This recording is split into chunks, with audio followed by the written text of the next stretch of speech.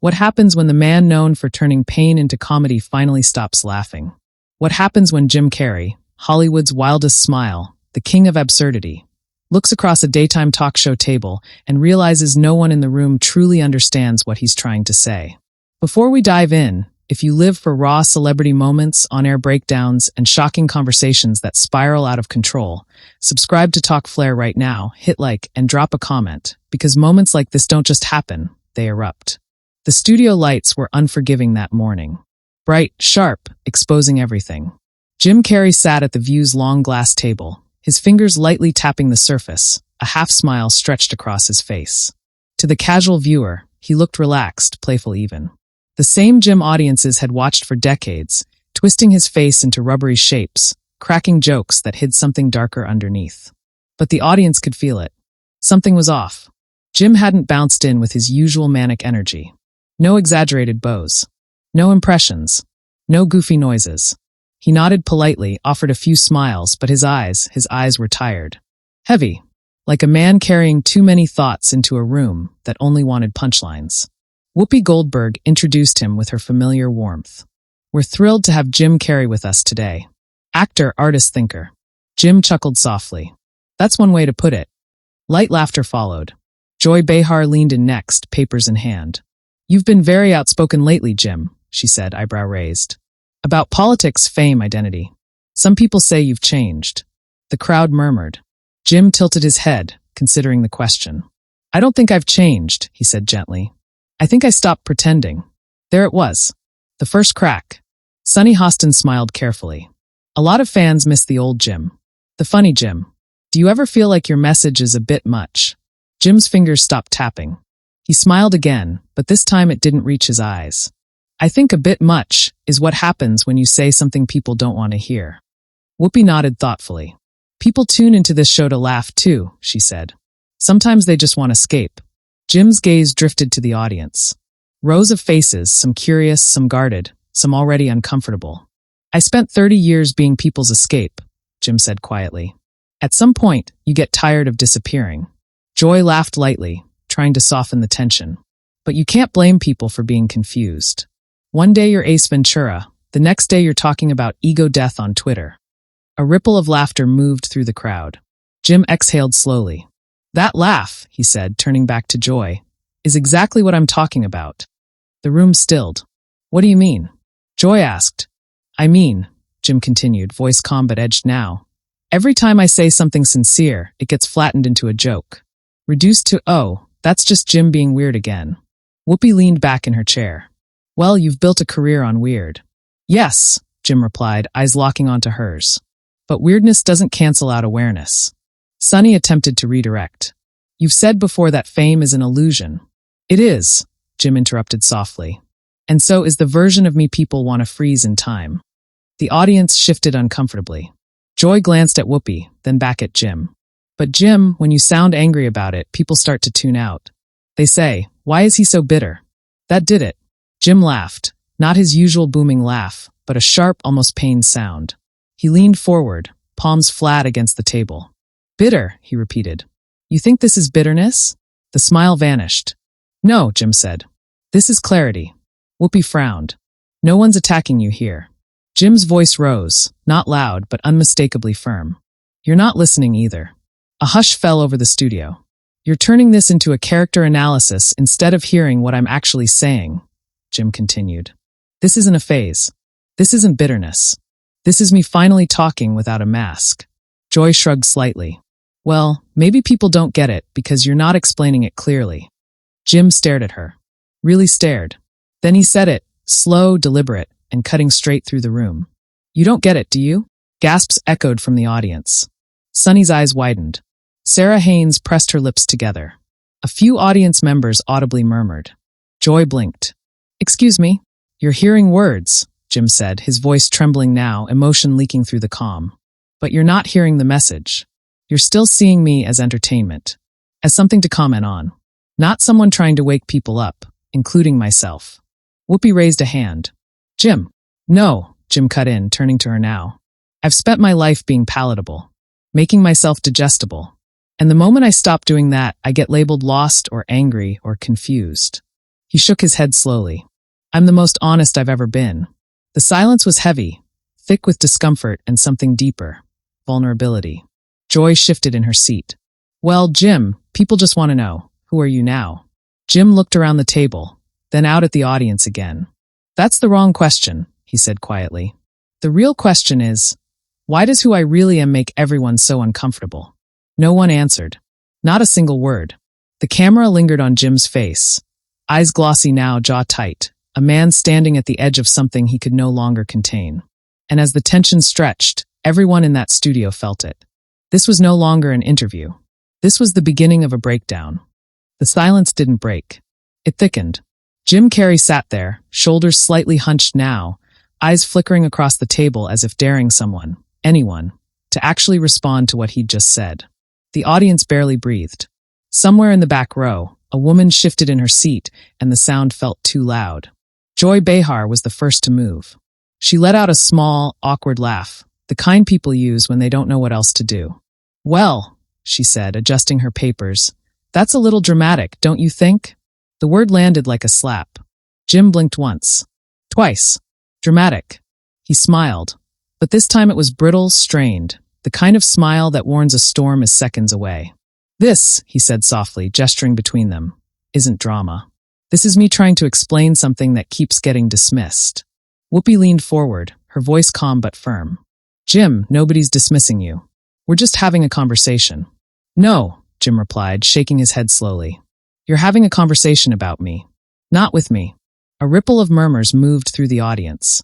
Sonny Hostin stepped in quickly, sensing the tension tipping into dangerous territory. Okay, let's slow this down. Jim, you've talked about ego, identity, the idea that none of this, she gestured at the table, the cameras, the studio, is real. That can be hard for people to follow. Jim turned toward her. His voice softened, almost pleading. And I understand that. I really do. But instead of saying, help me understand, people jump straight to there must be something wrong with you. Joy lifted her chin. Well, when someone sounds like they've rejected reality. Jim's hand came down on the table. Not a slam, just a firm, grounding touch. There it is again, he said, eyes darkening. That assumption, that because I question things, I must be broken. Whoopi sighed. Jim, you've always pushed boundaries. That's part of your charm. That's the problem, Jim shot back, his voice rising now. You keep calling it charm. Or comedy. Or a phase. Anything but what it actually is. And what is it? Joy asked, sharper now. Jim leaned back in his chair, rubbing his face slowly, like he was holding himself together with sheer effort. It's waking up, he said quietly, and realizing the mask I wore for 30 years wasn't just for the audience. It was for me. The room shifted. A few audience members nodded. Others frowned. Confusion and discomfort tangled in the air. Sarah Haynes spoke carefully. But Jim, people loved that mask. Jim laughed again, but this time there was sadness in it. Of course they did. It protected them. It kept everything light and easy. Whoopi crossed her arms slightly. So what are you saying? That audiences don't want truth? I'm saying, Jim replied, turning toward her, that truth makes people nervous. Especially when it comes from someone they've labeled the funny guy. Joy rolled her eyes just slightly. So we're all just shallow now? Jim's head snapped back toward her. No, he said firmly. But you're reacting instead of listening. The tension was no longer contained. It was spreading, leaking into every corner of the studio. A man in the audience whispered loudly, Whoa, earning a few sharp glances from producers. Sonny tried again. Jim, when viewers watch this and hear you say things like, nothing is real, they worry. Worry about what? Jim asked. That I'm not entertaining them the way I used to? No, Sonny replied. That you're not okay. That one hit. Jim's jaw tightened. His eyes glistened, not with tears yet, but with pressure. I am okay, he said slowly. I'm more okay than I've ever been. But I've never been more misunderstood. Joy sighed dramatically. Then maybe you need to explain it better. Jim stood up slightly in his chair, then stopped himself, hands gripping the edge of the table now. This, he said, voice shaking, is what I mean when I say you don't get it. Gasps rippled through the audience again. You keep putting the burden on me to translate my soul into something comfortable, Jim continued, into something digestible. And I don't want to do that anymore. Whoopi leaned forward, her tone sharpened. Watch your tone. My tone. Jim echoed, incredulous. I'm not yelling. I'm not insulting anyone. I'm telling you how this feels. Joy scoffed. Feels like you're lecturing us. Jim's eyes flashed. No, he said. It feels like I'm begging to be seen as human instead of a brand. That did it. The room went silent in a different way now, heavy with realization. For the first time, Whoopi didn't jump in right away. She studied Jim. Really studied him. Not the movie star. Not the icon. The man sitting across from her, visibly shaking with emotion. You know, Whoopi said slowly, when you come on a show like this, people expect. I know what they expect, Jim interrupted. And that expectation has been crushing me. A woman in the audience sniffed loudly. Jim noticed. You see that, he said, pointing gently. That's connection, not confusion. Sunny swallowed. Sarah looked down at her notes, then abandoned them entirely. Joy shifted uncomfortably. So what do you want from us, Jim? Jim looked at each of them in turn. Stop trying to fix me, he said. Stop trying to box me into a version of myself that makes you comfortable. Just listen. Whoopi nodded once, slowly. But the tension hadn't burned out. It had only changed shape. The frustration, the years of misunderstanding, the weight of being laughed at instead of heard. All of it was still simmering beneath Jim's words. And as the director's voice crackled faintly through an earpiece, warning they were running long, everyone at the table felt it. Jim Carrey wasn't winding down. He was winding up, and whatever came next wouldn't be gentle. The room no longer felt like a television studio. It felt like a pressure chamber. Jim Carrey remained leaning forward, hands gripping the edge of the glass table, as if it were the only thing anchoring him to the moment. His voice had quieted again, but the silence around him screamed louder than any outburst could have. Whoopi shifted in her chair, clearing her throat. All right, she said carefully. Let's all take a breath. Jim nodded once, slow and deliberate. I've been breathing my whole life, he replied. That's not the problem. Joy pressed her lips together, clearly fighting the urge to interrupt. She lost. You come on this show, she said, and you talk about illusions and masks and identity, and then you get upset when people question it. That's the conversation. Jim turned to her slowly. When he spoke, there was no humor left in his voice at all. No, he said. That's interrogation disguised as curiosity. The audience reacted immediately, murmurs, scattered claps, uncomfortable shifting. Sunny raised her hands slightly, trying to mediate. Jim, I don't think anyone is trying to interrogate you. Intent doesn't erase impact, Jim replied without hesitation. Whoopi's eyebrows lifted. Now you're lecturing us. Jim laughed once, short, hollow. See, there it is again. Again what? Whoopi asked. The need to put me back in my place, Jim said. The moment I stop being the funny guy, the room tightens. The patience disappears. He glanced around the table. You don't want honesty. You want insight that fits between commercial breaks. The audience gasped. Sarah Haynes whispered, Oh my God. Joy stiffened.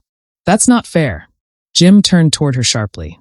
Neither is spending my entire career reducing myself to something chewable, so people don't choke on depth. Whoopi's voice hardened. Watch it. Jim straightened in his seat, eyes locking onto hers. No, he said quietly. I've been watching it my whole life. The cameras caught everything. The trembling in his hands, the way his jaw clenched, the exhaustion etched into his face. This wasn't a comedic rant. This was decades of silence finally combusting. I was rewarded for being loud, Jim continued. For being ridiculous. For disappearing into characters so no one ever had to look at me.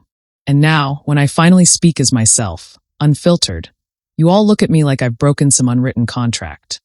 Sunny inhaled slowly. Jim, fame comes with expectations. Jim nodded. That's exactly the problem.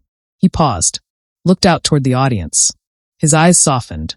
Do you know what it's like, he said quietly, to be loved for something you're not? To walk into rooms knowing everyone expects a version of you that costs you something every time you perform it. A hush rolled across the room. Several audience members nodded unconsciously. Joy shifted again. But people relate to that version. And I'm grateful, Jim replied. But gratitude doesn't cancel pain. Whoopi leaned back now, arms crossed, not defensive but guarded. So what are you asking for? Applause? Understanding? Jim shook his head. Permission to exist honestly. The word permission landed heavy. Sunny's eyes glistened. Sarah swallowed hard. Joy looked away. Whoopi stared at Jim, studying him more carefully now. seeing past the persona she'd joked with for years. "You sound angry," Whoopi said finally. Jim didn't deny it. "I am," he said. "Not at you. At the system. At the version of me I helped build because it was easier than being vulnerable." He took a breath, his voice shaking now. "I laugh because it's safer than crying on camera." Someone in the audience audibly gasped. Joy exhaled sharply. "Jim, this isn't therapy." Jim snapped his gaze to her. "No," he said. "But it is real life." The tension spiked again. Producers waved urgently from behind the cameras. Time was slipping, but no one at the table dared redirect the conversation now. It had gone too far, too deep. Sonny leaned forward gently. "Jim, is it possible that people are worried about you, not dismissive?" Jim considered that. Really considered it. "Concern without listening becomes control," he said finally. Whoopi frowned. "That's not fair." Jim's eyes flashed. "Neither is talking over someone when they finally tell you how they feel." The room stiffened. Whoopi opened her mouth, then closed it again. That pause, brief but loaded, sent a ripple through the audience. Jim noticed. "You see," he said softly. "Right there. Silence feels dangerous when you're used to performing." He looked down, rubbing his hands together now, grounding himself. "I spent my entire life being noise," he continued. "Because when I was quiet, no one knew what to do with me." Joy muttered, "That's not." Jim raised a hand. Not aggressively. "Just final." "Please," he said. "Just let me finish." She stopped. The audience leaned in. "When I talk about ego and illusions," Jim said, voice breaking slightly, "I'm not saying reality isn't real. I'm saying the image we sell ourselves, the one that demands constant applause, is killing us." Whoopi's eyes narrowed. "And you think people don't get that?" "I think," Jim replied, "that people laugh instead of listening. Because laughter is easier." The silence that followed was not awkward anymore. It was heavy with recognition. Sonny wiped at the corner of her eye. Sarah stared at Jim, unblinking. Even Joy looked subdued. But just as it seemed the storm might finally crest and fade, Whoopi leaned forward again, her voice lower now, edged with something unresolved. "Jim," she said, "do you really believe we're part of the problem?" Jim lifted his head slowly, looked at her, and answered honestly. "I think," he said, "you're part of the room, and rooms decide whether voices matter." The words hung there, uncomfortable, unavoidable, and in that moment everyone, including Jim, knew the confrontation hadn't peaked yet, because the next thing Whoopi said would either calm the storm or detonate it completely. The seconds stretched after Jim Carrey's words landed. Rooms decide whether voices matter. It wasn't a clever line. It wasn't a joke.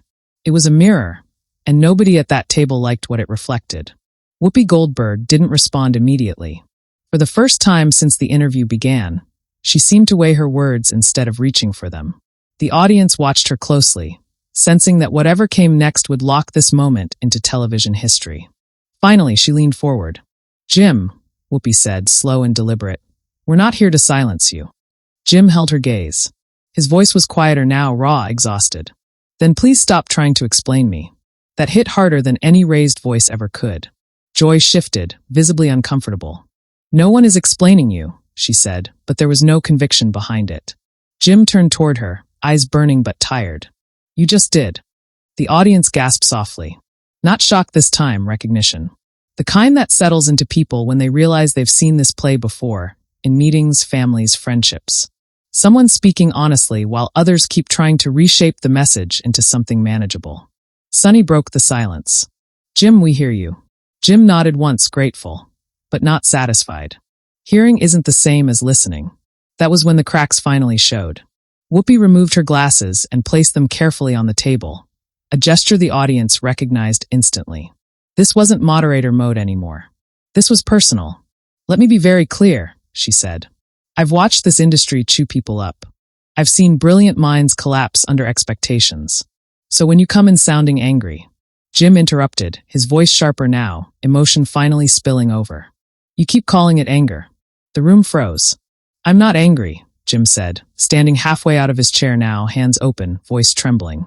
"I'm grieving. Grieving the years I spent being loud so no one would notice how invisible I felt." Dead silence. Joy looked stunned. Sarah's eyes filled with tears. Sonny pressed her lips together. Whoopi didn't move. "I put on faces," Jim continued. "Literally. Physically. Because the world rewarded me for not being real. And now, when I finally stop performing, I'm told to soften it, explain it, package it. He laughed bitterly. You don't get it, do you? This time, the question wasn't aimed at Joy. It was aimed at the room. At the cameras. At the audience. At everyone who'd ever laughed without asking why. A woman in the front row wiped her face. A man beside her nodded slowly. The room felt heavier by the second. Whoopi finally spoke. Her voice was lower now. Humble. Then maybe, she said, we didn't make enough room for who you are without the mask. Jim stared at her. Something shifted. Not resolution, but recognition. That's all I've been asking for, Jim said quietly. Joy leaned forward, uncharacteristically subdued. Jim, I may not agree with everything you're saying, but I hear you. He nodded. That means more than applause. The director's voice crackled again. Time was almost gone. Producers waved frantically. This wasn't how daytime television was supposed to end. Whoopi glanced toward the camera, then back at Jim. I'll say this, she said. You may think people don't get it, but moments like this, they make people think. Jim sank back into his seat, drained. That's enough for me. The closing music began softly, too softly for the weight of the moment. The camera pulled back slowly, capturing faces still frozen in contemplation. No jokes. No banter. No laughter. Just silence. When the broadcast ended, the room didn't immediately move. Applause came late, hesitant at first, then stronger. Not celebratory. Respectful. Jim stood, nodded once to the audience, and walked off set without another word. Behind the scenes, staff whispered. Producers stared at monitors. And within minutes, the internet did what it always does. Clips exploded across social media. You don't get it, do you? Began trending worldwide. Commentators debated whether Jim had gone too far, or not far enough. Fans defended him fiercely. Critics labeled him unstable, proving his point without realizing it. Some called it uncomfortable. Others called it brave. Many simply said it felt real. By nightfall, headlines flooded feeds. Jim Carrey breaks character on live TV. Viewers stunned by unfiltered moment on The View. Comedy icon turns serious and won't apologize. Jim didn't tweet. He didn't clarify. He didn't backtrack. Because for the first time in a long time, he hadn't performed. He'd spoken. And the world was left to decide whether it wanted honesty or just another mask. Now it's your turn. Was Jim Carrey misunderstood? Or did he finally say what needed to be said? Did the hosts listen, or did they prove his point?